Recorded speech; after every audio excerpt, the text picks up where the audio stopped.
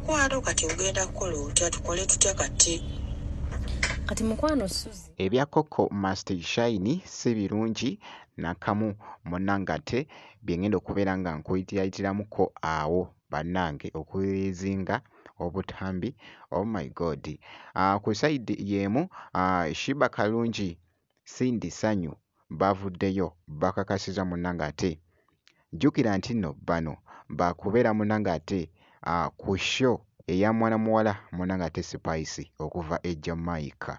Oh my god, babadde bakakasa eside eno maaso awo ngenda kubeera nga njija nabyo kakasa nti osubscribinga kwosate n'okulayikinga video bampite Geminati era nga nsinzira ku Geminati Yugi. Kakati no munnange kansooke nkutegeezeeko nti muwala wa Moti omubalanguzi muyite munnange ate Coco Master Shine wabaddewo ko wali actually audio gye mbadde ndabye ebadde etambula ebadde ekutte akati oba akatambi kabadde kakutte vibe ku mukutu munnange ate ogwa TikTok wabula nga wali ebibadde mu katambi kano mubaddemuko amaloboozi bibadde bitya ebya Coco Master Shine kansooke munnange ate mbikuwe mu ddakiika ate nkomewo nkoze Coco bannange oli otya mukwano munnange ndi mukyala mukulu Coco kyova olabera ngambe bambi ono mwana muto kankole kikamulabuleko munaininaana abavubuka bapangisa ku nnyumba zaage naye baagala kutakatambiko kano beegayiridde naye beegayirira nabagamba owaayi twagala ssente twagala obukadde 3 tugenda kukata kempaka kwanza oyo mwana muto Coco simanyi mukwano kati ugenda kukola otya tukole tutya kati mukwano Suzi nga saagala busiru tebagamba saagala busiru era mbadde nteesa nti akatambi mukate mukawa abantu Suzi kiddamu obusembo busiru bwosi bwagala Tona chikutte ku nnyindo kiti tetuwulira oguloboozi very stupid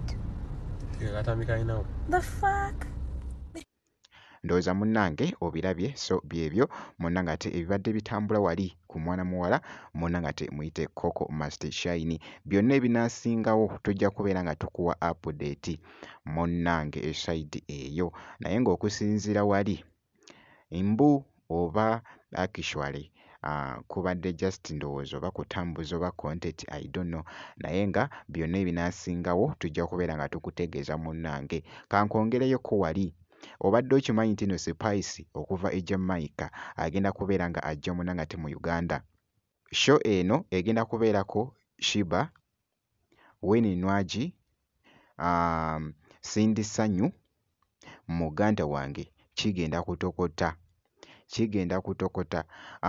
Shiba Kalungi ali mukakasa eside vibes eri waggulu omuziki we guli I'm dressed to kill kumukutu kwendi what's up my lovers Shibaholics you know I love you so much so of course I got you 10 tickets to Spice Official and Shiba.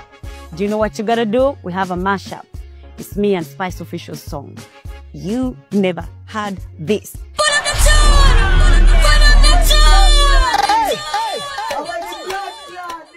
Shiba Kalungi ali mukakasa munnange mu katambi wano ate nga ne mwana muwala Sindi Sanyu naye ali mukakasa ye abadde mu gomesi.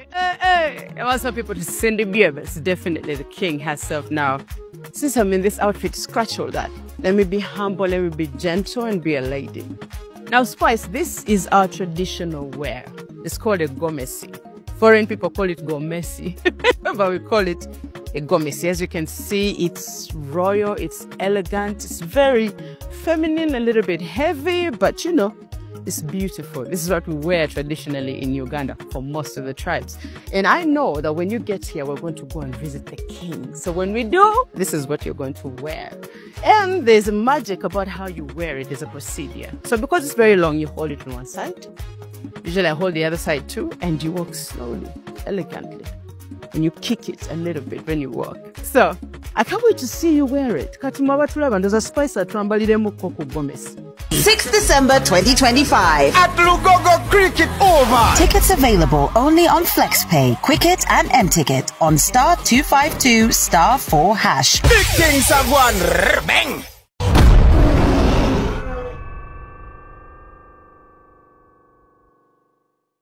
Era nga akoonyeko ko wali ku show eno egenda okutokotera Munangate mu Uganda. Okugenda okubeera Munangate Spice okuva e Jamaica eside eyo. So bye Munangate bikyagenda mu maaso okutambula. Jjukira nti nno nga nkwongeddeyoko ku Shiba Kalungi nga nkyaliko ko naye katono nnyo. Shiba Kalungi avuddeyoko n'akola challenge ebadde Munangate ekutte abantu ku mitima eside eno. Shiba Kalungi yavaayo n'ayirizinga oluyimba Nywera. Oluyimba luno nga lukwata Munangate ku bulamu bwe. Wabula oluyimba luno lukyakutte Munangate oba lukyagenda mu maaso Munangate okukwata abantu omubabiro. Oh my God.